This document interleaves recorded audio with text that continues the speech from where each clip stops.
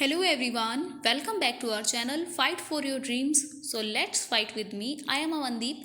As you know, M Laxmikanth sir की book का 6th addition हम कवर कर रहे हैं, जिसमें हम पढ़ रहे हैं भारत की राज्यव्यवस्था। उसका फर्स्ट टॉपिक है ऐतिहासिक पृष्ठभूमि। ऐतिहासिक पृष्ठभूमि के अंदर अलग अलग एक्ट्स को दिया हुआ है, जो एक्ट अंग्रेजों के द्वारा लाए गए थे शासन के वक्त, ब्रिटिश शासन के वक्त जो एक्ट लाए गए थे भारत पर शासन करने के लिए, उन एक्ट्स को हम कवर कर रहे हैं। वो एक्ट्स पढ़ने ज़रूरी हैं क्योंकि उन एक्ट्स को हमने, उन अधिनियमों को, उन कानूनों को हमने संशोधित करके अपने संविधान के अंदर ऐड किया है। ठीक है, इसीलिए ये अंग्रेजों के वक्त के कानून पढ़ने ज़रूरी हो जाते हैं। हमने 1861 तक का भारत परिषद अधिनियम कवर कर लिया है। आज हम 1892 का भारत परिषद अधिनियम और 1909 का भारत परिषद अधिनियम समझेंगे। कॉन्सेप्ट के साथ में ट्रिकी वे में भी समझेंगे। क्लियर है? ओके, समझते हैं। 1892 का जो भारत परिषद अधिनियम था उसका मैं आपको समरी बता देती हूँ। इसके अंदर हमने देखो, भारतीय संविधान के अंदर हमने जोड़ा है एक तो बजट पर बहस करने का जो सिस्टम है ना, बजट पर जो आज बहस होती है, वो सिस्टम, वो वाला कॉन्सेप्ट हमने कहाँ से लिया? वो कॉन्सेप्ट हमने लिया 1892 के भारत परिषद अधिनियम के अंदर। ब्रिटिश सरकार ने भारत के अंदर ये कानून लागू किया था कि अब भारत के अंदर जो बजट पेश किया जाएगा उस बजट पर बहस की जाएगी। ठीक है, इस बात पर हमारे संविधान में भी अनुच्छेद 112 में ये प्रावधान दिया हुआ है कि हम बजट पर जो विधायिका के सदस्य होते हैं वो सरकार से प्रश्न पूछ सकते हैं और उस पर नियंत्रण रखते हैं। तो ये सब चीज़ें हम देखते हैं 1892 में। उसके अलावा हम देखते हैं कि 1892 के अंदर ये प्रावधान लाया गया कि जो विधान परिषद है, विधान परिषद के अंदर राज्यों के अप्रत्यक्ष जो निर्वाचन है, राज्यों का अप्रत्यक्ष निर्वाचन को स्वीकार किया गया। यानी कि आज भी अपने वर्तमान के अंदर थोड़ा संशोधित कर दिया गया इसी बात को कि राज्यसभा के जो सदस्य होते हैं उनका निर्वाचन अप्रत्यक्ष रूप से करते हैं, है ना। राज्यसभा के सदस्यों का निर्वाचन करते हैं ना, अप्रत्यक्ष रूप से निर्वाचन होता है। लोकसभा के सदस्यों का प्रत्यक्ष रूप से होता है ना। तो ये चीज़ें हमने कहाँ से ली है? 1892 से ली है। ठीक है, फिर 1909 का जो भारत परिषद अधिनियम था ना, मार्लियामेंटो अधिनियम, सुधार अधिनियम जिसको बोलते हैं अपने, उसके अंदर हम देखते हैं कि जो गलतियां 1909 के अधिनियम में की गई ना, उन गलतियों को हम अपने संविधान के अंदर ना दोहरा दें। इसीलिए उन गलतियों को भी जान लेना ज़रूरी है कि वो क्या गलतियां थी और उन गलतियों को सुधार के कैसे भारतीय संविधान में आज लागू किया गया है। ठीक है, अपने समझेंगे इन चीज़ों को। तो स्टार्ट करते हैं 1892 का भारत परिषद अधिनियम। इस अधिनियम की विशेषताएं इस प्रकार थी, इसके माध्यम से केंद्रीय और प्रांतीय विधान परिषदों के अतिरिक्त सदस्यों की संख्या बढ़ाएगी। हालांकि बहुमत सरकारी सदस्यों का ही होता था। देखो, कह रहे हैं कि केंद्र के अंदर और प्रांत के अंदर जो विधान परिषद थी, विधान परिषद किसे कहा गया था? जो गवर्नर जनरल की हेल्प के लिए हमने पार्षद बिठाए थे ना, याद होगा आपको, उसी को अपने विधान परिषद कह रहे हैं। तो इस विधान परिषद के अंदर सदस्यों की संख्या बढ़ाई गई, लेकिन ज्यादा सदस्य क्या होते थे? वो सरकारी होते थे। ठीक है, क्लियर है। इस विधान परिषद के कार्यों में वृद्धि कर उन्हें बजट पर बहस करने और कार्यपालिका के प्रश्नों का उत्तर देने के लिए अधिकृत किया गया। अब विधान परिषद जो थी, यानी कि जो अपने गवर्नर की हेल्प के लिए परिषद जो बिठाई थी, उनके काम को बढ़ा दिया गया। वो बोले कि आप अकेला गवर्नर को सलाह ही नहीं दोगे, आप ऐसे करो, जो बजट लाया जा रहा है ना उस पर बहस करो कि ये बजट किस काम के लिए यूज होगा, इस बजट का पैसा कहाँ यूज होगा, इस बात पर आप बहस कीजिए। कार्यपालिका के जो प्रश्न है उनका उत्तर दीजिए। जो कार्यपालिका क्वेश्चन कर रही है उनका उत्तर आप दीजिए। किसको कहा गया?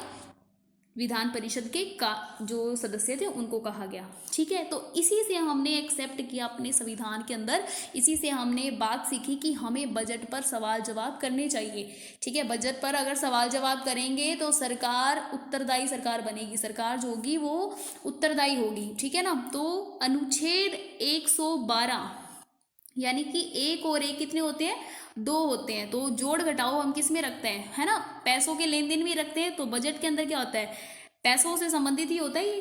तो समझ गए होंगे आप, 112 यानी कि 112 जो अनुच्छेद है वो बजट संबंधी प्रावधान देता है हमें, जिसमें विधायिका के जो सदस्य होते हैं वो सरकार से प्रश्न पूछ सकते हैं और उस पर नियंत्रण रखते हैं।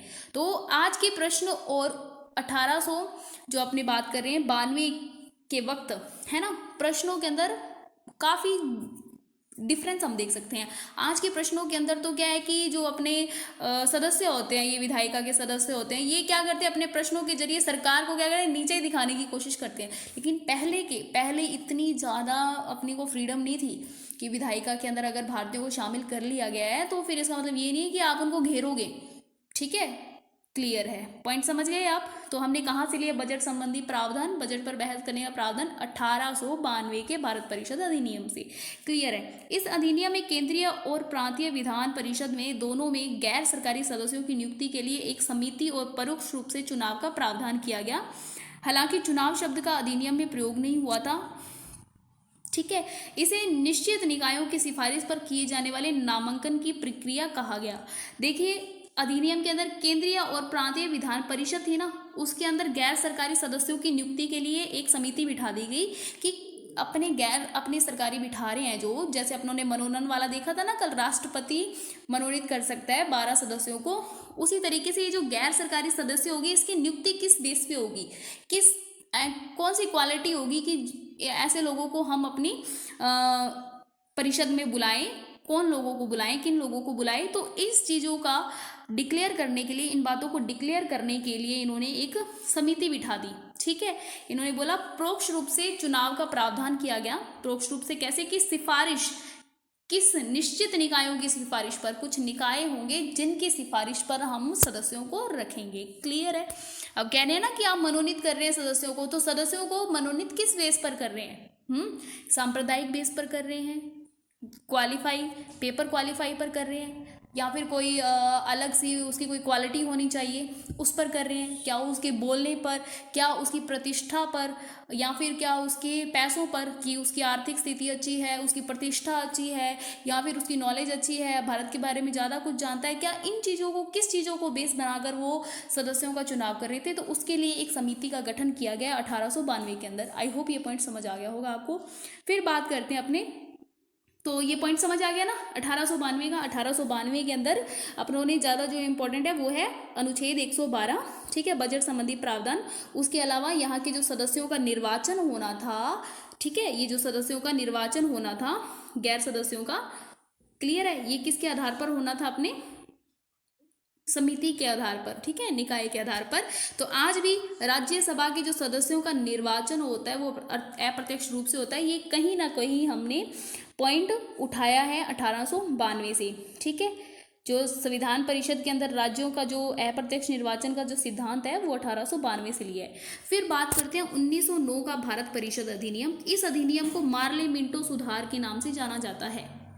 1909 मार्ले मिंटो सुधार। जो मार्ले थे वो इंग्लैंड के अंदर, अपने जान रहे हैं ना कि एक मैंने कल बताया था स्कूल के अंदर एक तो हेड होते ही हैं, तो वो हेड जो थे मंत्री, जो अपनी मंत्री परिषद से एक मंत्री उठा के बिठा दिया था ना इन्होंने, तो वो जो मंत्री था मार्ले मिंटो बना था, मार्ले बना था। ठीक है, कौन बना था? मार्ले।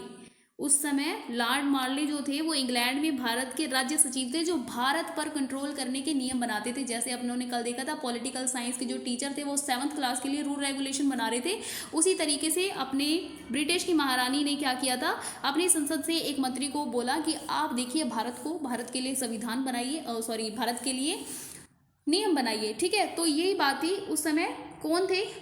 लॉर्ड मार्ले इंग्लैंड के अंदर भारत के सचिव थे, और मिंटो जो थे वो भारत के अंदर वाइसराय थे। भारत के अंदर हेड कौन है?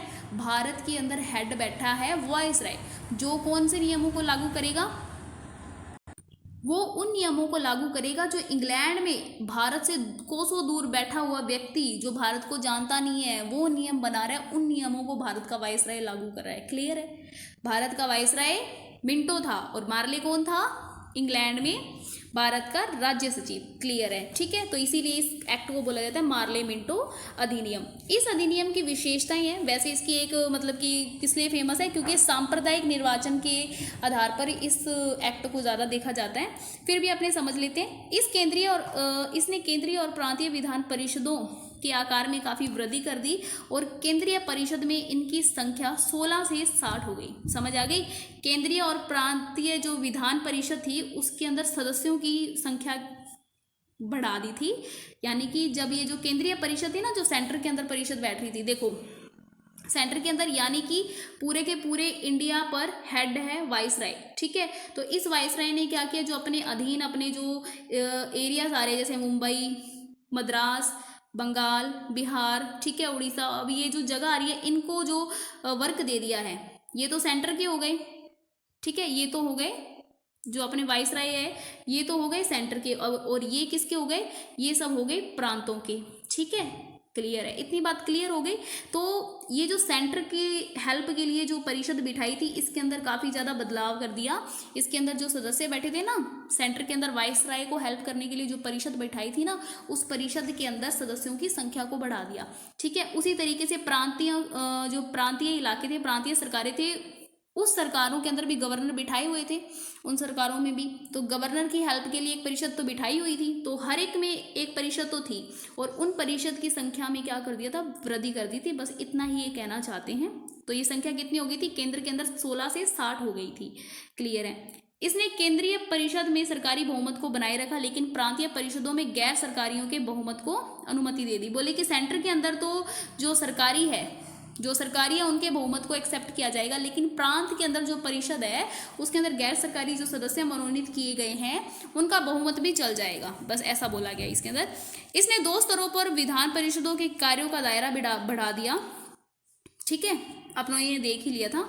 इसने अधिनियम के अंतर्गत पहली बार किसी भारतीय वाइसराय और गवर्नर की कार्य परिषद के साथ एसोसिएशन बनाने का प्रावधान किया। सत्येंद्र प्रसाद सिन्हा वाइसराय की कार्यपालिका परिषद में प्रथम भारतीय सदस्य बने, उन्हें विधि सदस्य बनाया गया। देखिए, ये जो अधिनियम था 1909 का अधिनियम, इसके अंदर जो वाइसराय और गवर्नर की कार्य परिषद थी ना, उसके अंदर काम करने का अनुमति दे दी भारतीयों को। अब देखो, वाइसराय जो है वो है हेड, वाइसराय कौन है, हेड है, और गवर्नर कौन है, जो अपने ये मुंबई और जो मद्रास के अंदर जो हेड बैठे हैं वो है गवर्नर, ठीक है। वाइसराय को तो कहा गया, इसकी जो कार्यपालिका थी और गवर्नर की जो कार्यपालिका थी, इनके अंदर पहले भारतीयों को नियुक्त नहीं किया जाता था, अब इनके अंदर भी भारतीयों को नियुक्त करने की अनुमति दे दी गई थी, ठीक है। 1909 के अधिनियम में मार्ले आया, मार्ले मिंटो सुधार आया, तब उन्होंने कहा कि अब भारतीयों को, है ना, क्या करना चाहिए, शामिल करना चाहिए। 1861 के अधिनियम में हमने देखा था कि विधायिका के अंदर भारतीयों को शामिल करने का निर्णय ले लिया गया था। 1861 में हमने देखा था ना, विधायिका के अंदर भारतीयों को लाना शुरू कर दिया था, लेकिन 1909 में अब भारतीयों की पहुंच कार्यपालिका तक भी हो गई थी, ठीक है। पॉइंट समझ आया। इसके अलावा जो अपने इंग्लैंड स्थित भारतीय सचिव की परिषद थी, उसके अंदर भी भारतीयों की नियुक्ति होने की व्यवस्था हो गई थी कि अब जो भारत का सचिव बैठा है वहां पर इंग्लैंड के अंदर, उसकी हेल्प के लिए जो परिषद बैठी है ना, वहां पर भी भारतीय अब पहुंच बनाने लग गए थे 1909 तक आके, ठीक है ना। अब परिस्थितियां काफ़ी बदलने लग गई थी, तो अब भारतीयों का जैसे जैसे योगदान बढ़ेगा ना, वैसे वैसे भारतीयों के साथ में व्यवहार बदलेगा, और क्या होगा, भारतीय अपने अधिकारों से परिचित होंगे और जागरूक होंगे, और धीरे धीरे स्वतंत्रता की तरफ हम बढ़ने लगेंगे, ठीक है। पॉइंट समझ आ गया होगा, क्लियर है। तो हमारे जो कार्यपालिका परिषद के अंदर जो सदस्य थे वो कौन थे, सत्येंद्र प्रसाद सिन्हा थे, क्लियर है। इस अधिनियम के माध्यम से विधायिका के सदस्यों पर कुछ प्रतिबंध लगाए गए, विधायिका के अंदर प्रतिबंध लगाए गए। कहा गया कि न्यायालय के अंदर जो मामला चल रहा है ना, लंबित है, मामला चल रहा है, उस पर कोई विचार नहीं होगी, तो फिर नहीं तो ऐसे तो बहुत सारे मामले होंगे, तो फिर संसद के अंदर तो उसी पर बहस चलती रहेगी, जो जरूरी मुद्दे हैं उन पर तो बात ही नहीं हो पाएगी। तो ये प्रावधान लाया गया उस वक्त कि न्यायालय में चल रही कोई भी किसी भी मामले पर सदन में बहस या विचार नहीं होगा।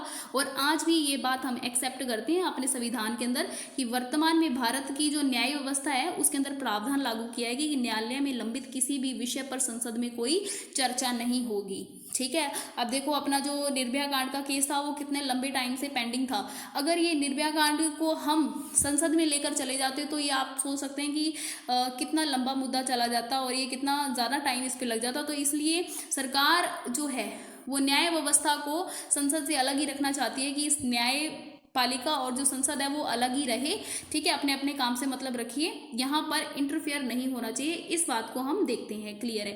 इस अधिनियम ने पृथक निर्वाचन के आधार पर मुसलमानों के लिए सांप्रदायिक प्रतिनिधि का प्रावधान किया। इसके अंतर्गत मुस्लिम सदस्यों का चुनाव मुस्लिम मतदाता ही कर सकते थे। तो यहाँ पर क्या किया इन्होंने, धर्म के आधार पर बांटना शुरू कर दिया। बोले कि जो मुस्लिम खड़ा होगा ना उम्मीदवार, उसको सिर्फ मुसलमान ही वोट देंगे। कितने मुसलमान वोट दे रहे हैं मुस्लिम को, वो उस पर डिपेंड होगा। ठीक है, यहाँ पर इन्होंने क्या कर दिया था, है ना, बांटना शुरू कर दिया धर्म के नाम पर। तो इस प्रकार से इस अधिनियम में सांप्रदायिकता को वैधानिकता प्रदान की। और लॉर्ड जो मिंटो थे, है ना, उनको क्या कहा गया, सांप्रदायिकता निर्वाचन के जनक के रूप में कहा गया। क्लियर है। मिंटो कौन थे, मिंटो कौन थे बताएंगे आप? हाँ, क्लियर है। तो आई होप आपको पॉइंट समझ आ गया होगा। ये अभी तक कोई इसमें कोई दिक्कत वाली बात नहीं होगी, है ना, क्लियर है ना। इसमें कुछ ज़्यादा याद करने वाली बात नहीं है कि ये मुसलमानों के लिए सांप्रदायिक कैसे, कि जैसे ही आप आज भी देख लिए कि आज जाति के आधार पर खड़ा कर दिया मुसलमानों, उम्मीदवारों को, जितने भी चुनाव लड़ने वाले हैं। अब चुनाव लड़ने वाले मान लीजिए हिंदू हैं और मुस्लिम है और सिख हैं। बोला कि सिख कोई वोट देगा, हिंदू कोई वोट देगा, मुस्लिम कोई वोट देगा। तो इससे क्या होगा, एक दूसरे के बीच में मतभेद होने लगेंगे, है ना, कि हम बेहतर हैं। तो इससे क्या होगा, सांप्रदायिकता ज़्यादा बढ़ने लगेगी। इससे लोगों के मनों में मतभेद होने लगेगा, जिससे क्या होगा, टकराव पैदा होगा और देश में आप जानते ही हैं, है ना, अराजकता की स्थिति पैदा हो जाएगी। तो आई होप ये पॉइंट आपको सभी समझ आए होंगे। मिलते हैं नए टॉपिक के साथ में, तब तक के लिए बाय, टेक केयर। और रिक्वेस्ट है कि अगर आपने चैनल को सब्सक्राइब नहीं किया तो इस चैनल को सब्सक्राइब कर लें। मिलते हैं नए टॉपिक के साथ में, तब तक के लिए बाय, टेक केयर, जय हिंद।